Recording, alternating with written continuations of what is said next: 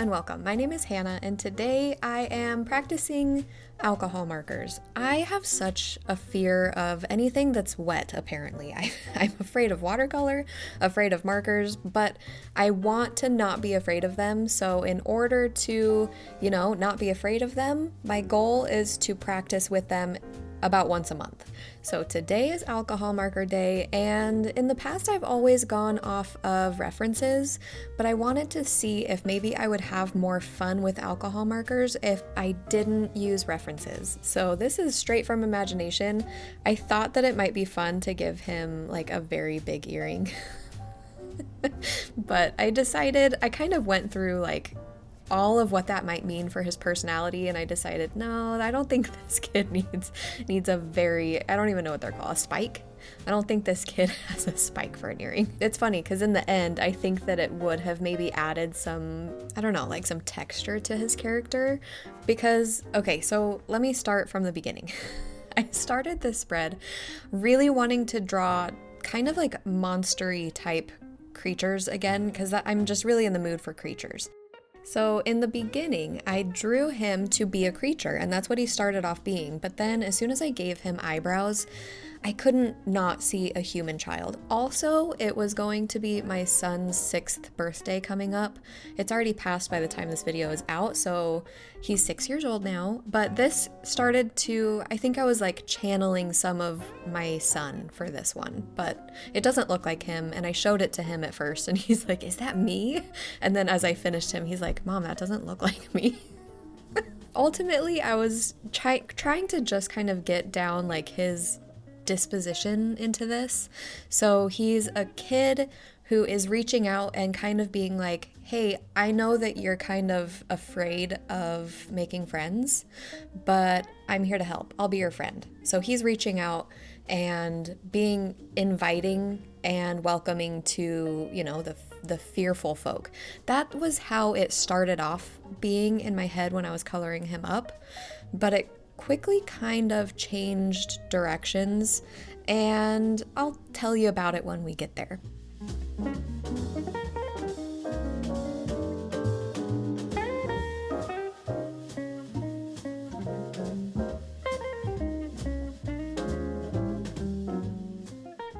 I'm also sorry about the lighting.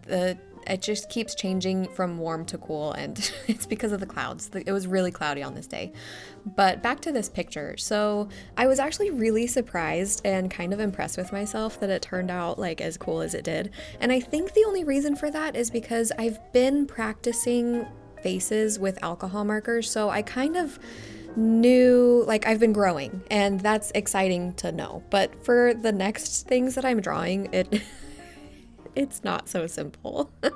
I don't have the right instincts for knowing how to color up, not faces. So I move on to the next one, and I have to change kind of what I was wanting to draw for this one. He was reaching his arm out and trying to get a creature, trying to like befriend a creature.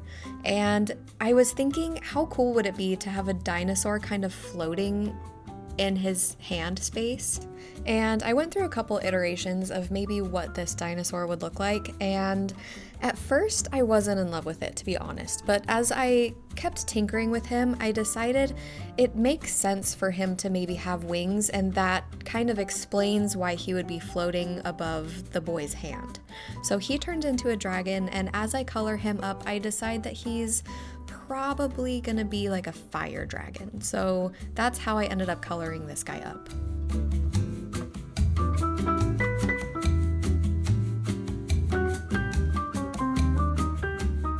So as I'm coloring him up, I'm realizing that there's no way that I'm gonna get him to look the way that I'm thinking, and I don't know what my goal is, really. So as I go on with the marker, I'm just like, well, I don't know what else to do, so I'll just do colored pencil for the rest. It's just so much easier to rely on colored pencils. So unfortunately, I kind of am minimal with the markers for the creatures, and I decide to just move on to the next one. Since the kid was starting to feel a little bit like Snow White, I decided, hey, let's give him another creature that's kind of hiding behind him, and he really feels safe with this kid. So he's like the youngest child who wants to know kind of what's going on with the dragon, but still wants to feel comfort and safe. And he wasn't looking curious enough, so I made his neck extra loopy so that, you know, he's kind of like making an extra effort to look all the way up. And I had another space here, so I had to fill it, and this is just kind of like a simpler type creature who adds to like the awe of what's going on with the dragon. So he's looking up, his arms are straight down. I imagine that if he had shoulders, which I don't, does he have shoulders? We don't know. If he had shoulders, they would just kind of be like hanging down, and he would be looking up with his mouth agape, just saying, whoa. Like he loves the dragon, and he can't wait to figure out how he can himself fly. So let's move on to what I'm actually doing in the video. I've gone way off track here. So I decided to color this guy up, and I was trying to really use like a range of colors from the get-go so that there was really just a variety of colors. And I think that I mentioned, but I'm not sure if I did, I plan on using colored pencils after this. So the way that these are colored up with markers is not how it's going to be. I'm kind of just using it as like a guide for maybe how it might look later.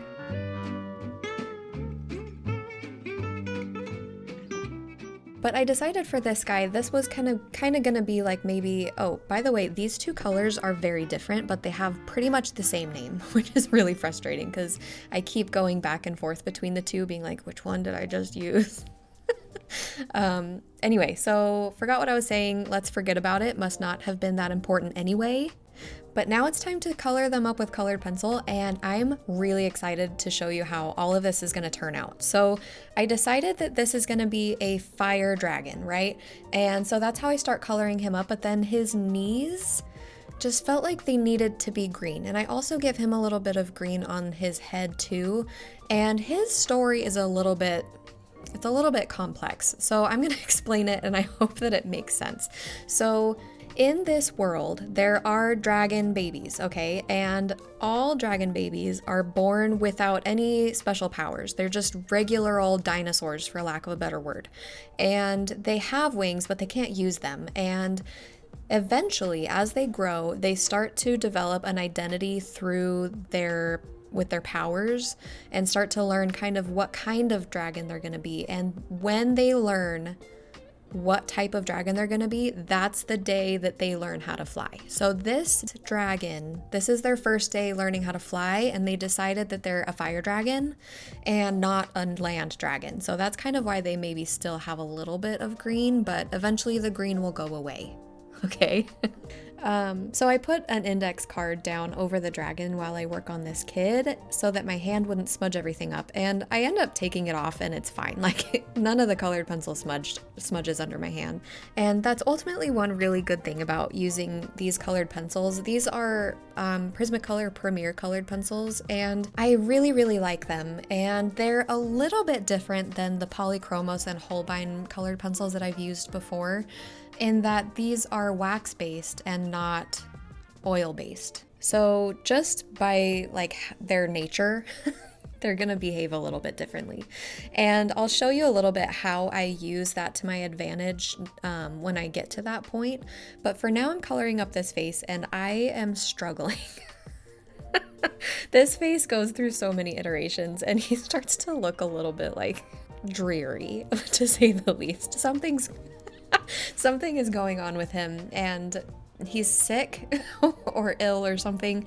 And specifically, I'm talking about his eyes. I don't remember his eyes starting out looking this odd, but here we are. So eventually I do get confident enough to risk making it look worse so that I can fix it, and I end up fixing it in a really, really cool way. So I'm happy that that worked. Unfortunately, it doesn't happen until literally the very end, but that's okay. It was one of those things where I just kind of had to like step away from it and move on to something else so that I could think about how to fix it.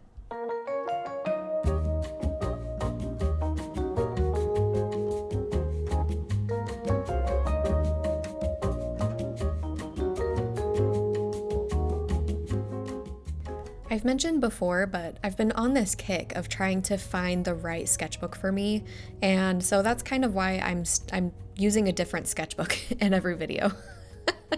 I started out using the Ohuhu marker pad, and that was like my one ride or die sketchbook for a really long time, and I was really stubborn to venture out into having two sketchbooks open at the same time. But look at me now, I have like 4 sketchbooks open at the same time. But yeah, so this is my first time using this sketchbook, and this is a Strathmore 400 series, the mixed media. I showed you in the very beginning in case you were curious, so that, you know, if you wanted to know, you would know. Anyway, it's huge. I opted for the bigger of the 2 that were on the Blick website. That's how I shop most of the time for art materials, is on the Blick website. And yeah, they had 2. They had like a 5x8 and then an 8x11. And I had tried a 5x8 sketchbook on the Strathmore 500 series, and I ended up hating it because the papers wouldn't lie flat. It was so stiff that it was pretty much unusable. But this is the Strathmore 400 series, and it is advertised as lie flat, but I wanted to just kind of be a little bit safer in the lie flatness department and order the bigger of the 2, just in case there is like a little stiffness that I could get something out of the paper. Does that make sense? Maybe. But that's where my brain was. But I immediately opened this and I was like, oh my goodness, this paper is gigantic. What did I get myself into? We know I like smaller things, so what am I gonna do with this big page? But after this one, I kind of was like, okay, I definitely can see the value in having a bigger sketchbook.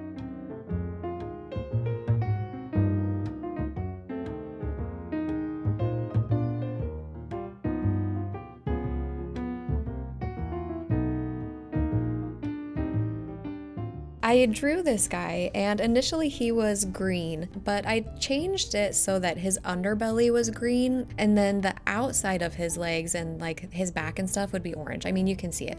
And I really liked that I gave him a tail, and I think his tail adds so much to his like his countenance, because he's very shy and his tail is tucked so far under his legs.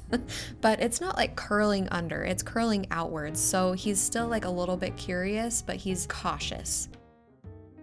Okay, so I actually have been wondering if I should tell you his story or not. I don't know why I wouldn't.